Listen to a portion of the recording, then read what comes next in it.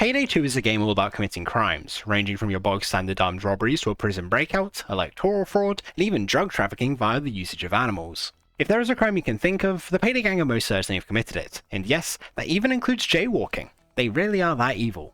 While Houston may try to describe himself in the gang as being modern-day Robin Hoods, there is no doubt about the fact that they are evil people, and by extension, do horrible things. Something interesting that I recently thought about though was what actually are the most evil heists that the Payday gang have ever done. While there were definitely a few that jumped to my mind immediately, I thought it'd be worthwhile to try and sit down and assess them to figure out what the most heinous ones were. While morality is something that's inherently subjective, there are definitely a few things that we can look at for each of the heists to try and assess just how immoral they are. Firstly, we can look at what the purpose of the heist is. Most of the time, the Payday gang are carrying out heists purely for the money and the thrill of it, but there are some rare cases where they're being done for a greater purpose. I'll be treating the heists that aren't being done purely for the money as being the more moral of the two, as you can easily make the argument that the heists in those situations are just necessary evils, with the ends justifying the means and whatnot. Secondly, we can look at who is being stolen from. It's important for us to look at who in particular is being stolen from when assessing these heists, as the gang stealing from small jewelry stores is going to be much different from them stealing from shady private military organizations. While both are inherently bad by sheer virtue of the fact that they're still stealing things, one is obviously much less evil than the other. Then we can look at if it's necessary for any members of law enforcement, or just any hostile enemies in general, to die during the heist. For this, I'll be defining it as any heist that requires you to play in loud, or kill a specific enemy during it. It's a fairly self-explanatory point, as heists are made a lot more unethical if blood has to be shed in order to complete them. Similarly to the last point, we can look at how many civilians are endangered by the heist being carried out. It should go without saying, but if innocent people are involved and have the chance of getting caught in the crossfire and being killed, it'll make a heist a lot more evil. Then lastly, we can look at what damage is caused by the heist being carried out. I'll be using the term damage to refer to any sort of aftermath that occurs because of the heist, such as property damage for example. Of course, the larger the aftermath the heist has, the more immoral it is, and it can be made even worse depending on what type of damage is done specifically. And that's about it. I'm sure there's more things I could set as parameters for heist morality, but I'd rather not risk this video ending up getting too philosophical. So while there are a lot of heists in Payday 2, and all of them are immoral in their own special ways, I managed to narrow it down to just 8 which I deem the most evil. I've also tried to put these in order of being the least to most evil, but some of them are so messed up that it's genuinely hard to say which ones are worse than the others, so do take my rankings with just a pinch of salt. With all that being said though, we'll start with Election Day. Election Day is a 2-day heist that has the gang, let's just say, swing a few votes in the right direction for the Elephant's candidate, Bob McKendrick, in the ongoing DC mayoral elections. It should go without saying, but electoral fraud is incredibly immoral, and it's made even worse by the fact that it's only being done by the gang because the Elephant is paying them to do it. There's not much that I can say about the heist without sounding like a broken record or just stating the obvious, so I'll just leave out that interfering with democratic voting processes just so that your guy can get the result he wants is pretty reprehensible. Being like most stealthable heists in the game though, nobody has to die in order for it to be completed. Similarly, no civilians are endangered, as they're not at risk of getting caught in the middle of a gunfight. As you'd expect, Election Day has a lot of damage, albeit the damage is mostly political more than anything else, with the gang messing with the votes to get McKendrick in office, regardless of what the people of DC actually vote for.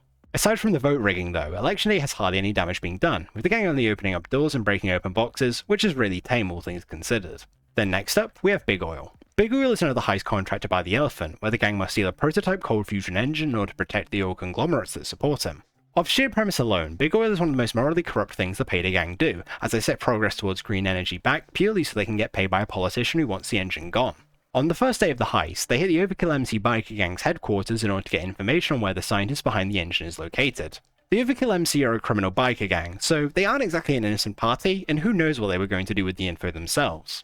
Then on the second day, they break into Mr. Rossi's villa and steal the prototype engine. There's not much you can say about day 2 though. Mr. Rossi is just a completely innocent dude who's making a scientific breakthrough, and it makes the incredibly immoral heist even worse than it already is. In terms of deaths though, Big Oil has quite a few. On day 1, even though the heist is completable in stealth, you're still practically required to kill all the bikers in the clubhouse just because of how the heist is designed. This bumps up the kill count quite a bit, but doesn't quite make it too immoral since the bikers aren't exactly good people themselves. It's then possible to be a pacifist for most of day 2, but since Bell trips the alarm when he comes in to pick up the engine, you have to go loud and fight off cops until you're able to escape. Based on your scientific know-how, this can range from you only need to kill a few dozen cops, up to hundreds of them. Going off the best case scenario though, we'll say that the Payday gang got the correct engine the first time around, and they only need to kill that few dozen or so. As you'd expect, this would make the heist even more immoral, but still keeps it fairly tame with not too many cops needing to be killed in order for it to be finished. On the bright side though, Big Oil is actually pretty good in terms of innocence, as there's only one, Mr. Rossi. Of course, he's entirely safe in stealth and is only in danger once the alarm gets tripped, but if we stick with the assumption that the gang gets the engine right the first time around, he's not put in harm's way for too long. Two important things to know about this heist though is that Rossi doesn't need to be killed, and his notes regarding the engine don't need to be destroyed either. I'm not much of a scientist, but I'm still pretty sure that Mr. Rossi would be more than able to just build himself a new engine, and all that this heist really does in the grand scheme of things is just set him back a bit. Despite that though, the Payday gang's willingness to steal the engine and then also endanger the scientists behind it is still completely inexcusable. Something interesting to note though is that there's actually dialogue from the elephant that suggests you initially meant to kill him and destroy all of his work, but that part of the heist must have ended up getting cut before the game's release. Then we have Goat Simulator. Goat Simulator is contracted by Vlad, who asked the Payday gang to retrieve a plethora of goats who have cocaine shoved up their rectums. We can't talk about Goat Simulator without addressing the elephant in the room, or should I say goat in the room. Transporting goats with cocaine shoved up their rectums is incredibly immoral, not just because they're animals being used to transport drugs, but because of the whole thing about them having stuff put up their bum. On top of that, due to the nature of the heist, the goats are also put in danger, both from being lobbed around all over the place, but also from all the gunfights. The heist is also loud only, as well as being decently long and lasting 2 days, meaning that you'll easily rack up a massive amount of kills, making this already bad heist even worse. Day 1 of Goat Simulator then takes place in a city, and as you'd expect, it has a ton of civilians who get put in danger because of it. While you wouldn't expect there to be any on the second day, with it taking place in a barn in the countryside, you still do bump into a few civilians at the ending bridge section. This then makes the heist even worse of how many innocent people are put at risk because of goats with cocaine shoved up their backside of all things. Seriously though, can you imagine being one of the civilians in the heist?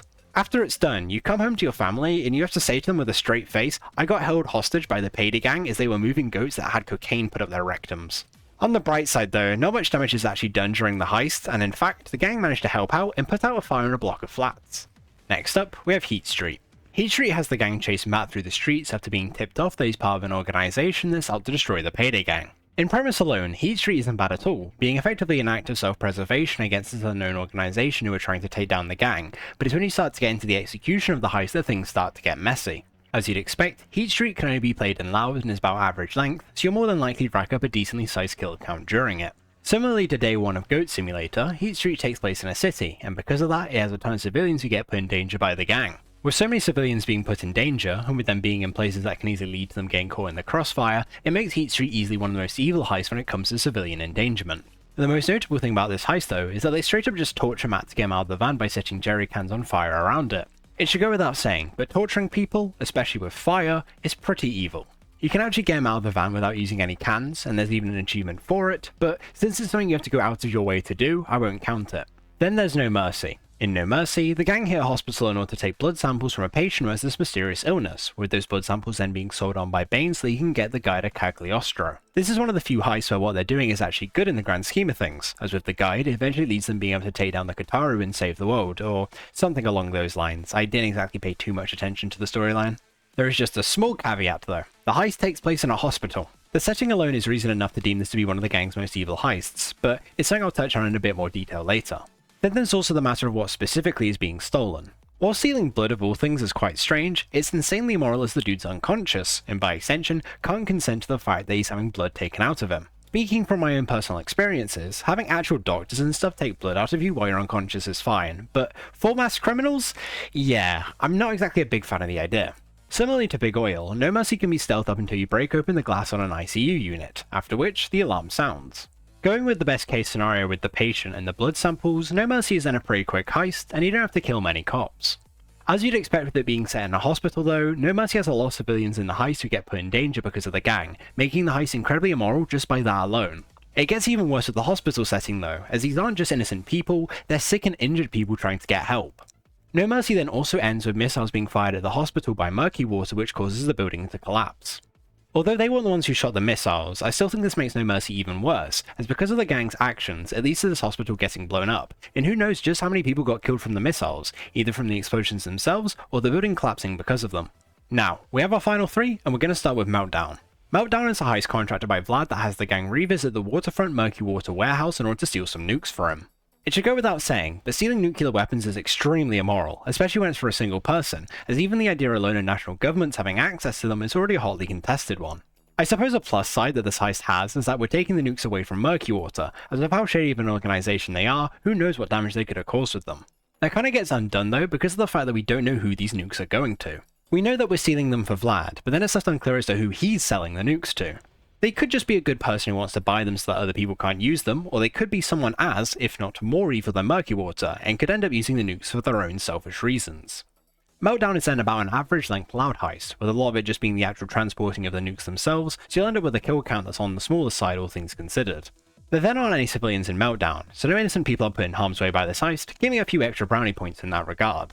Meltdown gets very luckily saved morality-wise by the fact that the nukes that get stolen never end up being used, so despite just how reprehensible stealing nukes is, at least there isn't any irradiated blood on the gang's hands because of it.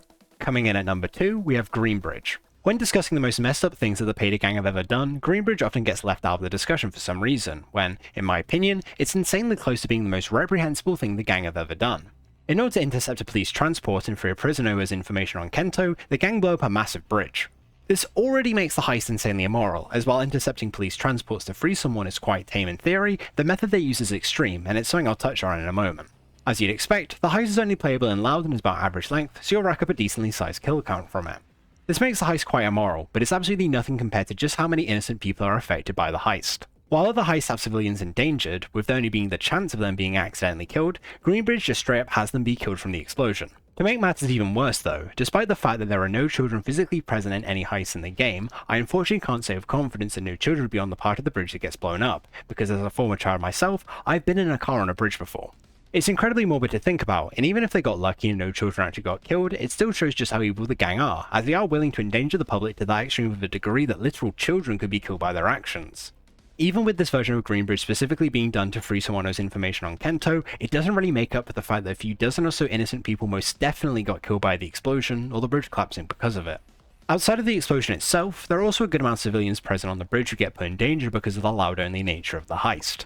And while it's not quite the most heinous thing about the heist, the damage done to the bridge itself is insane, and it would take months to repair, as well as mess up a bunch of people's commutes in the process, which I think is completely unforgivable. Then lastly, coming in as the most evil heist in Payday 2, we have Crude Awakening. Crude Awakening is a heist contracted by Blaine Keegan, where the gang need to hit Sarah's offshore oil rig to steal their oil, kill Gabriel Santiago, and then blow up the oil rig itself. Similarly to Greenbridge, the method of this heist alone makes it extremely evil, but it gets even worse when you take into account that it's specifically an oil rig, but that's something I'll touch on in a moment. Now, Sarah is a bit of a shady oil company, but it's nothing bad enough to exactly warrant blowing up an entire oil rig for, so there's not really room to make a Robin Hood-esque motive excuse for the heist. Since Crude Awakening is completable in stealth, the only person you actually have to kill is Gabriel Santiago, and every other security guard can just be avoided. When the rig begins to explode though, it trips the alarm and makes the guards shoot at you, but it's incredibly easy to just run away from them and escape without having to fire a single shot back at them. Even though they're out of harm's way for most of the heist, the civilians are still put in danger when the guards start to shoot at you at the end, but the risk is heavily minimized by the fact that you don't have to return fire. Unfortunately though, this doesn't really mean much as the oil rig still blows up, and that explosion will most definitely kill everyone on the rig. Crude Awakening is then made even worse by the fact that it's specifically an oil rig, and what do oil rigs do exactly? That's right, they extract crude oil from the ground. Now, if the oil rig explodes, the drill that uses to extract the oil will come with it. I'm far from an expert on how they work, but what I do know is that what this will lead to is a lot of oil from the ground going straight into the ocean. Now, I won't go super in depth as to what damage an oil spill like this would cause, but I'll leave it at that it would lead to disastrous consequences for both people and animals alike, and could take potentially up to literal years to clean up. Not only will dozens of people be killed in the explosion itself, there's also the very real likelihood that hundreds of thousands of people and animals alike would be affected by the oil spill it causes, damaging their homes, causing illness, and even death, making Crude Awakening own its own incredibly morbid spot as the most evil heist in Payday 2. That's about it. Jeez, that really ended on a depressing note, didn't it? I knew the Payday gang were evil, but I didn't expect it to be that bad. I'm curious though, are there any heists that you guys feel are evil that I didn't mention? I'd love to know, as there's definitely room for debate on this as it's fairly subjective, so drop a comment about it down below if you've got a heist or multiple heists which you think I should have talked about. If you like this video and want to stick around for more content by me, feel free to like and subscribe as it really does help me out. As usual though, I've been Cookie Dough, and have a good one.